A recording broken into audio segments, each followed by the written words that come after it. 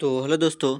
तो आज के इस क्लास में क्लास 10वीं का साइंस प्रकाश का प्रवर्तन तथा अपवर्तन का डिस्कस करने वाले हैं। तो चलिए वीडियो स्टार्ट करते हैं। और वीडियो स्टार्ट करने से पहले हमारा छोटी सी रिक्वेस्ट यह है कि अभी तक हमारे चैनल को सब्सक्राइब नहीं किए हैं तो एक चैनल को सब्सक्राइब कर दीजिए और वीडियो को लाइक कर दीजिए। चूँकि वीडियो को अंत तक बने रहे, बहुत आज की क्लास बहुत मज़ेदार होने वाली है। तो चलिए वीडियो स्टार्ट करते हैं। तो फर्स्ट नंबर क्वेश्चन का रहा है फोकस दूरी 20 सेंटीमीटर। कह रहा है फोकस दूरी 20 सेंटीमीटर, यानी कि एफ का मान 20 दे रहा है, एफ बराबर 20 सेंटीमीटर। तो कह रहा है उसको वक्र त्रिज्या होगी, तो आर पूछ रहा है। तो आर बराबर सूत्र क्या होता है, 2f होता है। अब देखिए 2 गुना एफ का मान कितना दिया है, 20 दिया है, और इसको गुना करेंगे तो 20 दूना कितना हो जाएगा, 40 हो जाएगा। तो इसका ऑप्शन नंबर सी में क्या होगा, सही आंसर होगा। देख रहे हैं यहाँ पे ऑप्शन नंबर सी दे रहा है। अब चलिए 2 नंबर क्वेश्चन को बढ़ते हैं। 2 नंबर क्वेश्चन का रहा है कांच की एक समांतर पट्टिका पर श्वेत किरण तिरछी आपतित होती है, यानी कांच के एक पट्टिका है उस पर प्रकाश क्या होगा, तिरछी आपतित होगा। तो निम्नांकित में प्रथम अपवर्तन के साथ घटित होगा। तब प्रथम अपवर्तन होगा ना, तो उसके साथ पूर्ण परिवर्तन घटित होगा, जो कि ऑप्शन नंबर हमारा इसमें बी में आंसर सही दे रहा है। तो बी 2 का हमारा बी आंसर सही हुआ। 3 नंबर क्वेश्चन का रहा है उत्तल दर्पण में आवर्धन का महत्तम मान होता है। तो एक उत्तल दर्पण है जो क्या होता है, अंदर से कलेक्ट किया होता है, जिससे मानिए बनाते हैं चित्र में यहाँ होता है, यहाँ पर कुछ अथी हो गया, फिर से बनाते हैं इसको। उत्तल दर्पण कह रहा है, तो उत्तल दर्पण जो कि अंदर की ओर से कलेक्ट किया होता है, यहाँ बना दिए।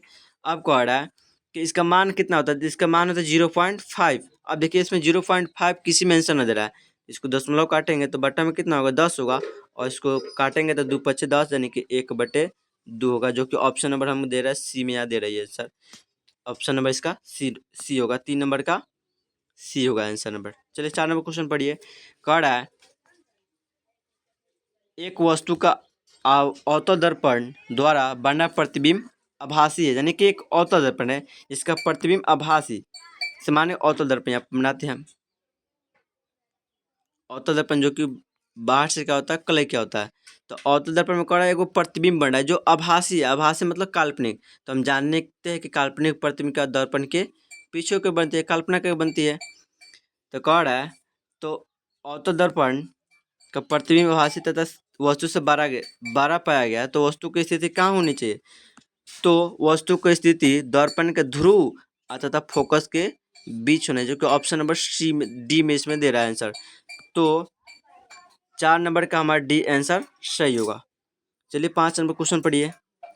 कह रहा है फोकस दूरी 10 सेंटीमीटर के अवतल दर्पण द्वारा उत्पन्न आवर्धन धनात्मक हुआ तो वस्तु का मान होगा, यह हमको क्वेश्चन। तो 5 नंबर क्वेश्चन का आंसर हो जाएगा सी नंबर। चूँकि न्यूमेरिकल था, न्यूमेरिकल चूँकि मोबाइल पर नहीं बन सकता है, चूँकि जगह कम है, स्पेस उतना नहीं है, तो 5 नंबर का आंसर सी हो जाएगा, 10 से कम हो जाएगा, तो ऑप्शन इसका सी होगा। चलिए 6 नंबर क्वेश्चन को बढ़ते हैं। तो 6 नंबर क्वेश्चन का फोकस दूरी से ध्रुव की ओर जाने पर, फोकस दूरी से ध्रुव की ओर जाने पर अवतल दर्पण का आवर्धन का मान होता है। तो एगो क्या करेंगे, अवतल दर्पण बनाएंगे। हम जानते हैं चूँकि अवतल दर्पण क्या होता है, बाष्कलय क्या होता है। तो कह रहे पर देखो ध्रुव यहाँ पर होती है, फोकस दूरी यहाँ पर होती है, और उसको वक्रता यहाँ पर केंद्र होती है। तो कह रहा है इसको क्या करेंगे, ध्रुव की ओर जाएंगे, यानी कि इधर जाएंगे हमनी। तो इसका होगा आवर्धन का मान क्या होगा, तो आवर्धन का मान अवतल दर्पण जब ध्रुव की ओर जाते हैं ना, तो उसका मान क्या होता है, बढ़ता है। तो इसका आंसर होगा ए नंबर हमारा सही होगा। ए नंबर पर क्या क्या हम टिक लगा दिए। चलिए 7 नंबर क्वेश्चन को बढ़िए। तो 7 नंबर क्वेश्चन कह रहा है एक अवतल दर्पण के प्रधान अक्ष पर एक चलती चींटी का प्रतिबिंब सीधा तथा बढ़ता जा रहा है, यानी कि एक अवतल दर्पण है जिसके प्रधान अक्ष पर उसका प्रतिबिंब सीधा तथा बढ़ता जा रहा है, तो चींटी की गति की दिशा है। तो 7 नंबर का आंसर हमारा 20 सही होगा। ऑप्शन नंबर इसका फोकस दूरी से ध्रुव की ओर, 7 नंबर का आंसर कौन होगा, बी होगा, जो कि यहाँ पर दिया हुआ है। चलिए इसको टिक लगाते हैं। तो 7 नंबर का बी आंसर सही होगा। चलिए 8 नंबर क्वेश्चन पढ़िए। कह रहा है यदि किसी बिंब का प्रतिबिंब का आवर्धन ऋणात्मक है तो उस प्रतिबिंब की प्रकृति क्या होगी। तो 8 नंबर क्वेश्चन, तो 8 नंबर क्वेश्चन का आंसर होगा वास्तविक और उल्टा होगा, जो कि ऑप्शन नंबर यहाँ पर डी नंबर में दे रहा है। ऑप्शन नंबर डी इसका सही होगा, तो डी नंबर इसको टिक लगा देना। चलिए 9 नंबर क्वेश्चन को बढ़ते हैं। एक अवतल दर्पण निचला भाग टूट टूट जाए तो प्रतिबिंब होगा। तो जब कि अवतल दर्पण का जब निचला भाग टूट जाता है ना, तो उसका प्रतिबिंब बहुत तीव्र गति यानी कि तेज से बनता है। तो देख रहे हैं इसमें ऑप्शन नंबर इसमें दे रहा है बी में, नहीं सी में आंसर है, तो 9 का हमारा आंसर नंबर सी होगा। चलिए 10 नंबर क्वेश्चन को बढ़ते हैं। तो कह रहा है 10 नंबर क्वेश्चन, वायु का निरपेक्ष अपवर्तनांक वास्तव में होता है। तो वायु होता है ना, वायु मतलब हवा, उसका अपवर्तनांक 1 से ज़्यादा होता है, यानी कि 1.33 होती है। तो इसका ऑप्शन नंबर देख रहे हैं इसमें बी आंसर दे रहा है, यानी कि 1 से अधिक होती है, तो इसका आंसर 10 का बी होगा। चलिए 10 नंबर क्वेश्चन को बढ़ते हैं। निम्नलिखित में किसका अपवर्तनांक सबसे कम है, कम पूछ रहा है। तो हम जानते हैं कि पानी का अपवर्तनांक शायद 1.03 होती है, शायद याद कर लेना इसको, हम उतना कंफर्म नहीं है। तो इसमें देख रहे हैं, हम जानते हैं कि सबसे अधिक किसका होता है, हीरा का होता है। उसके बाद तारपीन का 1 से ज़्यादा होता है, बेंजीन का शायद 1.99 कुछ होता है, इसको याद कर लेना। तो इसमें क्या होगा, पानी का अपवर्तनांक क्या होता है, इनमें सभी से कम है, तो ऑप्शन नंबर इसका सी आंसर सही होगा। चलिए बढ़ते 12 नंबर क्वेश्चन की ओर। कह रहा है एक प्रकाश की किरण समतल दर्पण पर लंबवत पड़ती है, यानी कि माने कि वो समतल दर्पण है, ऐसे प्रकाश क्या हो रही है कि लंबवत, लंबवत माने सीधा पड़ रही है, तो पर 90 डिग्री कौन बनाएगी, तो लंबवत आपतित होती है, तो परिवर्तन का कोण होगा। आप देखो इस पर लंबवत हो गया यानी कि सीधी पड़ रही है, तो सीधी पड़ते तो परिवर्तन कहाँ से होगा, हम जानते हैं यहाँ पर नीचे को बनाते हैं। जिससे मानेंगे प्रकाश की किरण आ रही है, तो जिस माध्यम से आते उसी माध्यम पर, जिससे माने पर 30 डिग्री कौन सा है, तो 30 डिग्री पर परिवर्तित होगी यहाँ पर। तो चूंकि देखो इसमें सीधा लंबवत पड़े, तो लंबवत पर इसमें प्रकाश का कोई परिवर्तन नहीं होगा, तो इसका आंसर होगा 0 डिग्री, यानी कि परिवर्तन होबे नहीं करेगा, तो इसका आंसर होगा 0 डिग्री। ऑप्शन नंबर डी में इसका दे रहा है, तो 12 का आंसर नंबर डी होगा। चलिए इसको हम टिक लगा दिए। चलिए 13 नंबर क्वेश्चन को बढ़ते हैं। अवतल दर्पण द्वारा प्राप्त प्रतिबिंब होता है। तो अवतल दर्पण ना सभी प्रकार के प्रतिबिंब है, छोटा, आभासी, सीधा। तो अवतल दर्पण सभी प्रकार का प्रतिबिंब है, जो कि ऑप्शन नंबर इसमें दे रहा है इनमें से सभी। तो 13 नंबर का हमारा आंसर होगा डी नंबर। चलिए 14 नंबर क्वेश्चन को बढ़ते हैं। कह रहा है 14 नंबर क्वेश्चन, वायु में अभिसारी लेंस है, यानी कि वायु होता है ना, यानी कि ऑक्सीजन, जिसमें अभिसारी लेंस होता है। तो 14 नंबर के हम जानते हैं कि जब वायु में अभिसारी लेंस होता है, वह कांच के उत्तल लेंस की बनी होती है। किसके की, जब वायु में हमने लेंस के रखेंगे तो वह क्या हो जाएगा, कांच के उत्तल लेंस का हो जाएगा, जो कि ऑप्शन नंबर इसमें दे रहा है सी दे रहा है। तो 14 का हमारा आंसर होगा सी नंबर। चलिए 15 नंबर क्वेश्चन को बढ़ते हैं। मानव नेत्र में किस प्रकार के लेंस पाया जाता है। तो हम जानते हैं कि मानव नेत्र क्या होता है, इस प्रकार की होती है। बनाते हैं चित्र, मानव नेत्र इस प्रकार की होती है। तो चूंकि देखो यह उत्तल उत्तल जैसा है, उत्तल लेंस जैसा, तो मानव नेत्र उत्तल लेंस का बना दो, क्योंकि इसमें ऑप्शन दे रहा है इसका 15 नंबर का ए नंबर हमारा करेक्ट आंसर है। चलिए 16 नंबर क्वेश्चन को बढ़ते हैं। कह रहा है प्रकाश के किरण को मोड़ने पर क्षमता को कहते हैं। जब प्रकाश की मोड़ती है ना, तो उसकी क्षमता को कहते हैं। तो इसका आंसर होगा लेंस की क्षमता होगा, जो कि ऑप्शन में दे रहा है ए में दे रहा है, तो इसका ए आंसर सही होगा। चलिए अगले क्वेश्चन को बढ़ते हैं 17 नंबर क्वेश्चन की ओर। तो 17 नंबर क्वेश्चन का है जल की एक गोलीय बूंद में व्यास के अनुदिश आपतित प्रकाश की किरण की कितनी बार अपवर्तन होगा। तो 17 नंबर के आंसर हो जाएगा डी नंबर करेक्ट आंसर है, यानी कि एक के बार होगा। तो 17 नंबर का आंसर नंबर डी होगा। यहाँ पर थोड़ा लिखने में गलत हो जाए, इसको थोड़ा हम अति करते हैं, छोटा करते हैं। तो 17 नंबर का आंसर नंबर डी सही होगा। कौन होगा, डी नंबर। चलिए डी पर हम टिक लगाते हैं, यहाँ पर डी हमारा सही आंसर है। चलिए अगले क्वेश्चन को बढ़ते हैं 18 नंबर। लेंस में मुख्य फोकस की संख्या कितनी होती है। तो लेंस कह रहा है, तो लेंस में हम जानते हैं लेंस इस तरह की होती है। अब फोकस दूरी f1 और उसके बाद f2, यानी कि इसमें फोकस दूरी 2 होगी। लेंस में कितना फोकस दूरी होती है, 2 होती है। तो इसका आंसर होगा बी नंबर, इसका करेक्ट आंसर होगा 18 का बी नंबर। चलिए 19 नंबर क्वेश्चन को बढ़ते हैं। कर समतल दर्पण द्वारा बना प्रतिबिंब होता है। तो समतल दर्पण द्वारा हमेशा काल्पनिक प्रतिबिंब बनता है। कैसा बनता है?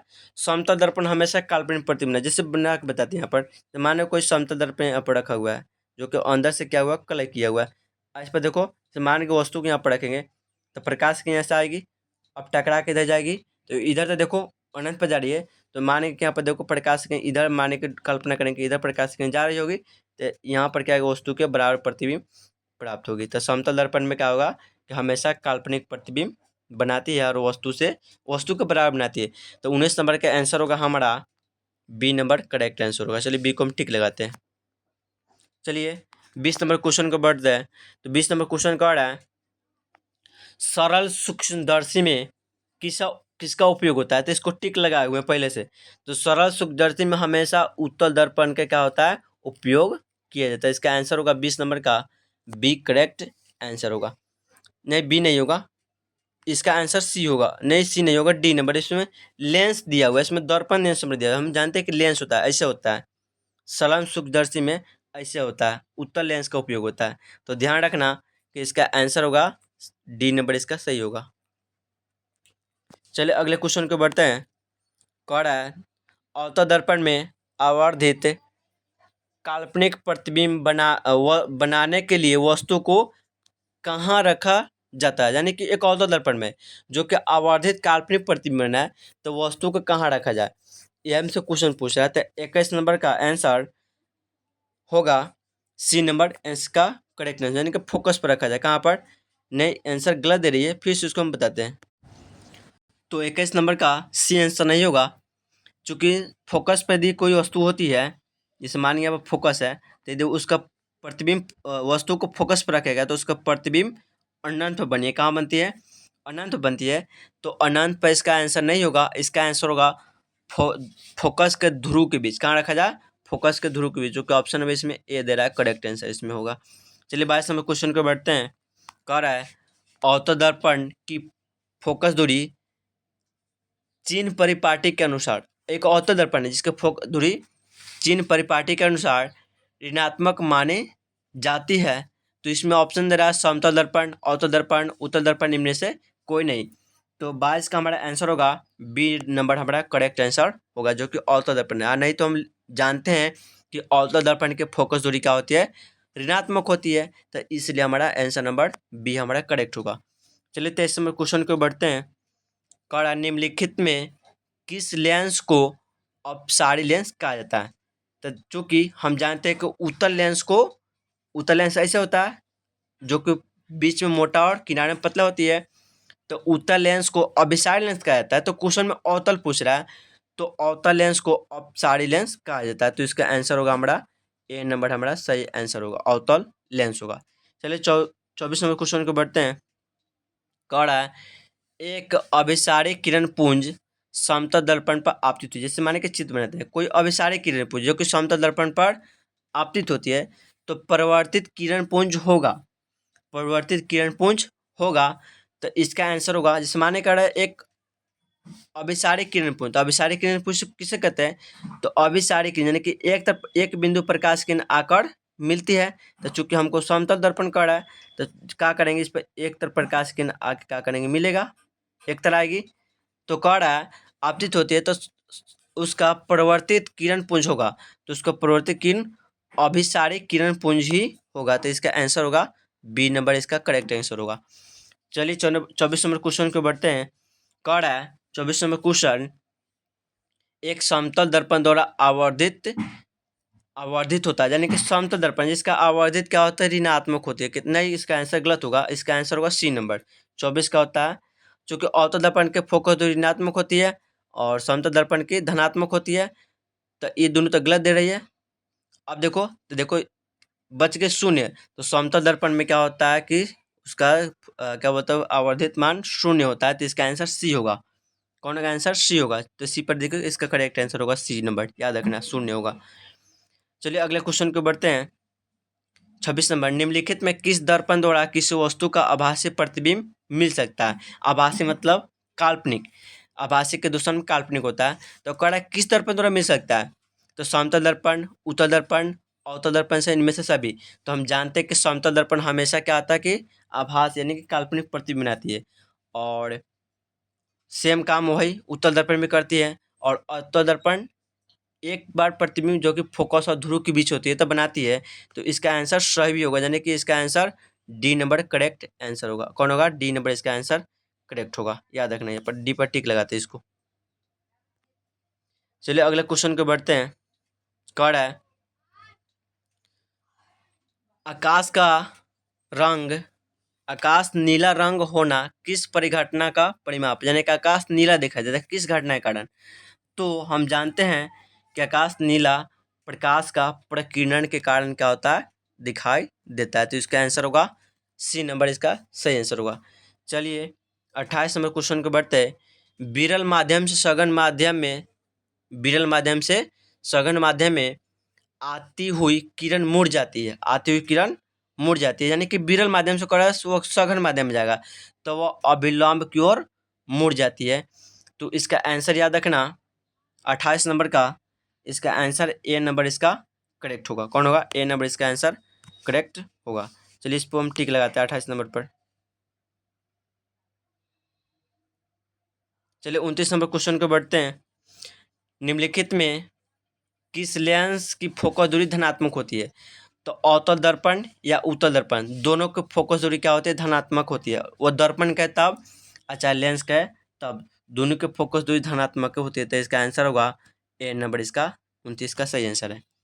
चलिए 30 नंबर क्वेश्चन को बढ़ते हैं। 30 नंबर क्वेश्चन का है चीन की निर्देशांक परिपाटी में धनात्मक फोकस दूरी होती है।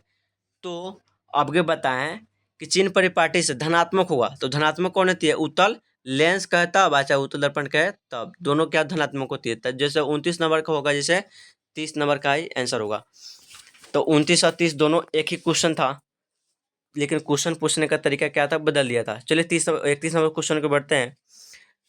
निर्देशांक चिन्ह परिपाटी में दूरियां मापी जाती है। निर्देशांक चिन्ह परिपाटी में तो कोई भी दर्पणों को तो क्या करेंगे? उसको दूरी हमने ध्रुव से नापते हैं। क्या नापते हैं? ध्रुव, यानी कि पी से नापते हैं उसका दूरी।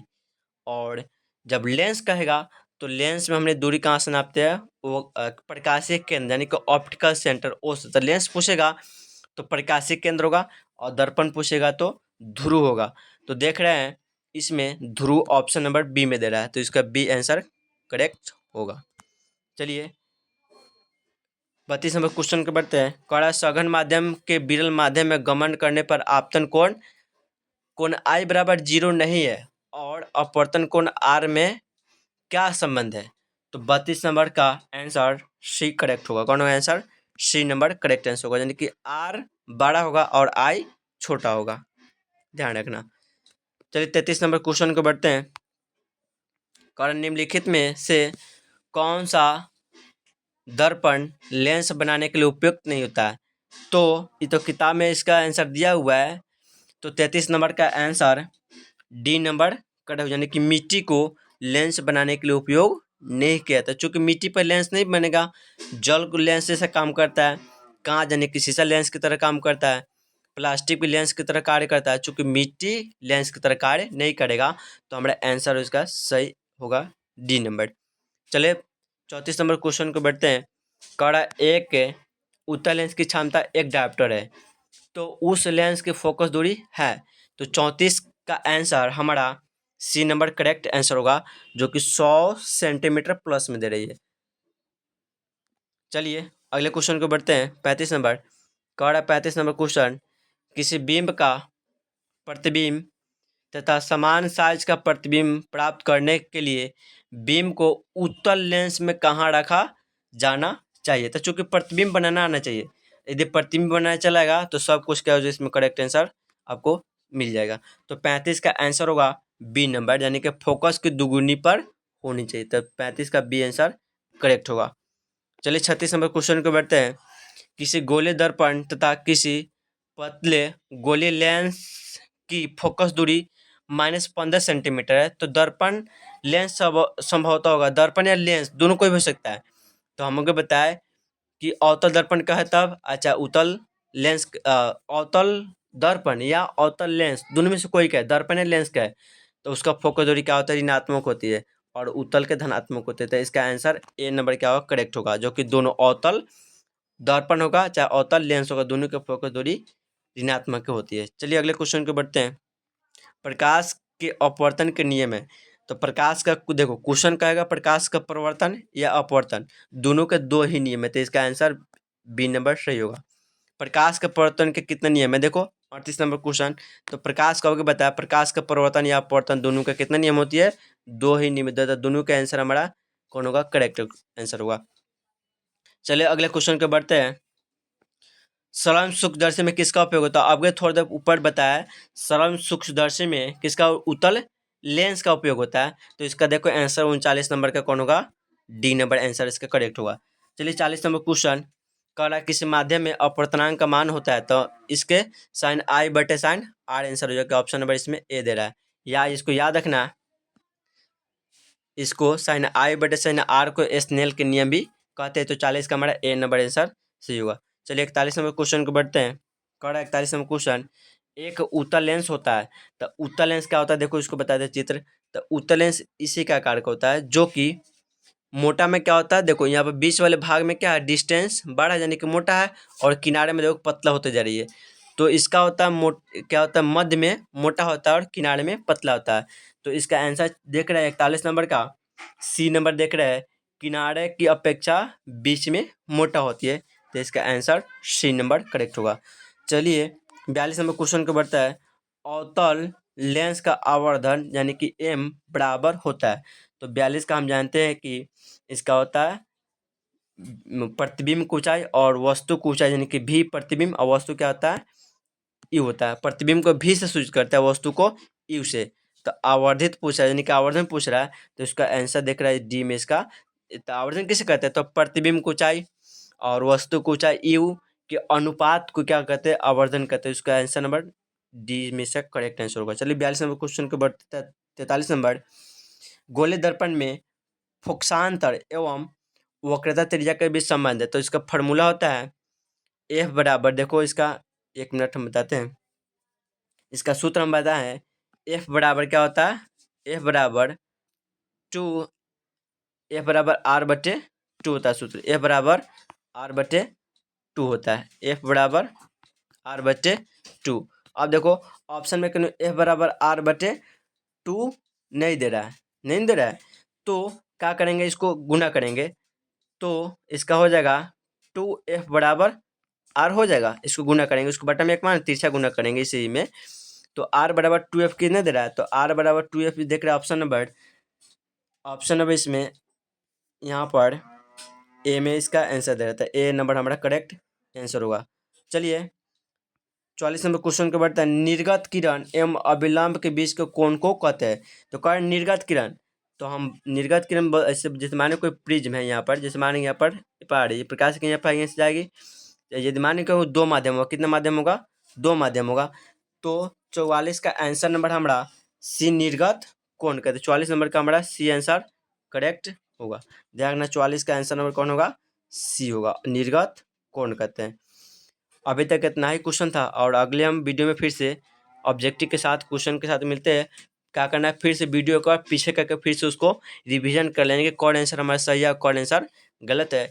यदि हमारा वीडियो अच्छा लगे तो चैनल को सब्सक्राइब कीजिए और अपने दोस्तों के पास शेयर कीजिए। मिलते हैं हम अगले वीडियो में।